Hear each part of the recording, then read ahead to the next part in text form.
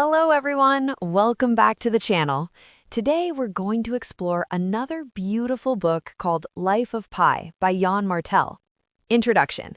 Life of Pi, 2001, written by Canadian author Yann Martel, is a novel that blends adventure, philosophy, religion, and survival into a powerful narrative that challenges readers' ideas about truth and belief.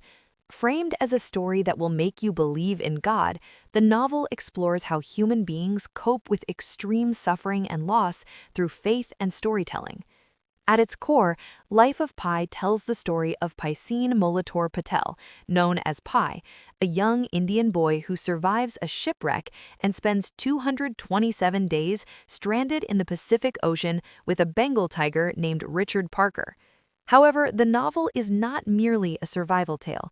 It is also a meditation on the nature of reality, the power of imagination, and the role of religion in giving life meaning. Martel presents the story through multiple narrative layers, encouraging readers to question what is real, what is imagined, and why people choose to believe certain stories over others. By the end of the novel, readers are left not with clear answers, but with an important question. Which story do you choose to believe and why? Author's note and narrative framework. The novel opens with an author's note written by a fictionalized version of Yann Martel. In this section, the author explains that while searching for inspiration in India, he meets an elderly man who tells him about Pi Patel, a man whose story, he claims, will make the author believe in God. This framing device establishes the novel as a story within a story, immediately raising questions about truth, authorship, and reliability. The author's note also introduces the idea that stories can be shaped, edited, and interpreted. By presenting Pi's tale as something passed on through others, Martel signals to the reader that the novel will blur the boundaries between fact and fiction. Part 1. Toronto and Pondicherry. The main narrative is then told by Piscine Molitor Patel, an adult living in Toronto, Canada, who looks back on his childhood and extraordinary experiences. Pi explains that his unusual name comes from a swimming pool in Paris, and that he later shortens it to Pi to avoid ridicule. From an early age, Pi shows exceptional intelligence and curiosity, particularly in zoology and religion. Pi grows up in Pondicherry, India, where his father runs a zoo. This upbringing gives Pi an intimate understanding of animals, their behavior, and the rules governing their survival. Pi's father teaches him a crucial lesson. Animals are dangerous not because they are cruel, but because they are territorial and driven by survival instincts. This lesson becomes essential later in Pi's life. Pi and religion. One of the most distinctive aspects of Pi's character is his deep spiritual hunger. Pi simultaneously practices Hinduism, Christianity, and Islam, believing that all religions are different paths to the same divine truth. His faith is sincere, emotional, and experiential rather than dogmatic. From Hinduism, he learns love for God through beauty, ritual, and devotion. From Christianity, he learns about sacrifice, suffering, and unconditional love. From Islam, he finds discipline, humility, and direct communion with God. Religious leaders from each faith are confused and sometimes offended by Pi's pluralism, but Pi sees no contradiction. This religious openness foreshadows the novel's central question: can multiple truths exist at once? The zoo and animal philosophy.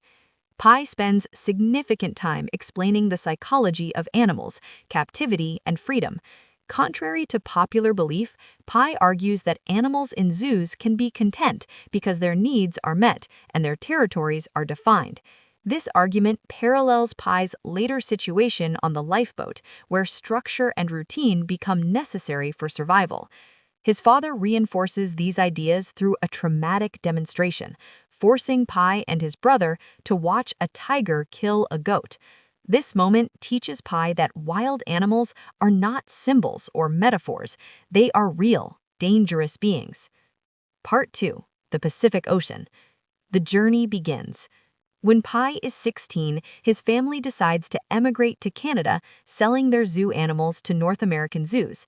They board a Japanese cargo ship, the Tsimsum, carrying the family and many animals across the Pacific.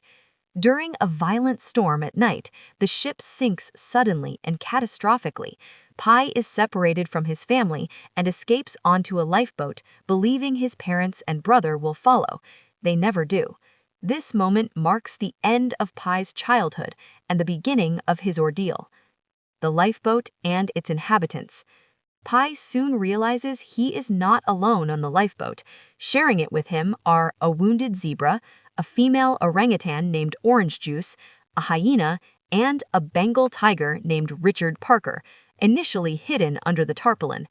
The animal's behavior reflects natural survival instincts. The hyena kills the zebra, and later the orangutan. Eventually, Richard Parker emerges and kills the hyena, becoming the sole dominant creature on the boat.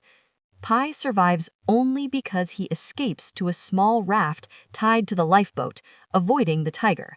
Survival at sea. Pai is stranded at sea for 227 days. During this time, survival becomes his sole purpose. He finds emergency supplies on the lifeboat, including water, food rations, fishing gear, and a survival manual. Using his knowledge of animal behavior, Pai realizes that if Richard Parker loses sight of him, the tiger may become restless or aggressive. Paradoxically, Pai's survival depends on keeping the tiger alive and engaged. Pai establishes strict routines. He trains Richard Parker using a whistle and food. He marks territory on the lifeboat. He fishes daily. He collects rainwater. He keeps records of time and supplies. Faith plays a crucial role during this period. Pai prays constantly, drawing strength from all three religions. When despair threatens to overwhelm him, faith becomes a psychological anchor. Psychological and physical strain. As time passes, Pai suffers from extreme hunger, thirst, sunburn, and isolation. He witnesses terrifying storms and moments of calm beauty. He experiences hallucinations and despair, at times wishing for death. Despite this, Pai adapts. He becomes skilled at killing fish and turtles, an act that troubles him deeply because of his vegetarian upbringing. Each kill forces Pai to reconcile survival with morality. The Carnivorous Island. One of the novel's most mysterious episodes occurs when Pai and Richard Parker discover a floating island made of algae inhabited by thousands of meerkats. During the day, the island is safe and nourishing, but at night, the algae turns acidic and carnivorous, dissolving flesh. Pai finds a human tooth embedded in a fruit, realizing the island consumes living beings. He understands that staying would mean death and chooses to leave, demonstrating his regained will to survive. Part 3. Aftermath and Interpretation. Arrival in Mexico. Eventually, the lifeboat reaches the coast of Mexico. Pai collapses on the beach, barely alive. Richard Parker jumps off the boat and disappears into the jungle without acknowledging Pai. This lack of farewell devastates Pai, symbolizing the indifference of nature. The two stories. Japanese officials interview Pai to determine what happened to the Tsimsum. They find his animal story unbelievable. In response, Pai offers a second version of events. The animals are replaced by humans. The zebra becomes a sailor, the orangutan becomes Pai's mother, the hyena becomes a brutal cook, and Richard Parker becomes Pai himself. In this version, the cook kills the sailor and Pai's mother.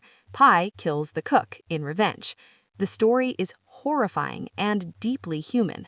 Pai asks which story they prefer. The officials choose the animal story, acknowledging it's the better story. Meaning and faith. The novel reinforces its central theme. Truth is shaped by belief. The animal story doesn't deny suffering, it transforms it into something survivable. Faith, like storytelling, is a way of making sense of chaos. Conclusion. Life of Pai is not simply a survival story. It is a meditation on how humans endure tragedy, how belief sustains life, and how stories shape reality. By refusing to offer a single correct version of events, the novel asks readers to confront their own beliefs about faith, truth, and meaning. If you enjoyed this summary, don't forget to like, share, and subscribe. Comment below which book you'd like summarized next.